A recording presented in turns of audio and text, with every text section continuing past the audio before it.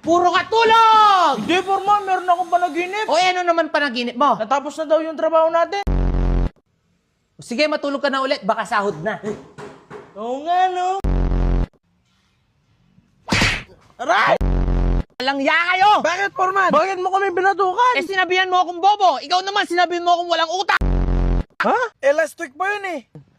Kaya nga! Eh, ngayon ko lang nag-gets eh. Magre-resign na ako. Sigurado ka? Kailan? Ngayon na. Pupuntahan ko na si Foreman. Tara. Por, Oh, may sasabihin ako. ako din may sasabihin. Importante yung sa kanya, Por. Yung sa akin din. Hindi mo ako naintindihan. Ayoko na. Bibigyan ko kayo ng bonus tsaka ako dadagdagan yung sahod nyo ngayon. Ano yung sinasabi mo? Ayaw mo na. Ayoko nang tumigil magtrabaho. Ano ba naman yan dyan? Ang simple-simple lang yan, di mo pa magawa. Ang hirap naman kasi nito, Ang Foreman. simple lang gawin nito eh. Taas mo to, tapos paikot mo ng ganyan. Ganun lang. Siguro puro line of 7 yung grade mo nung nag-aaral ka pa, no? Wala nga ako line of 7, Por eh. Eh, maniwala. Line of 6 lahat.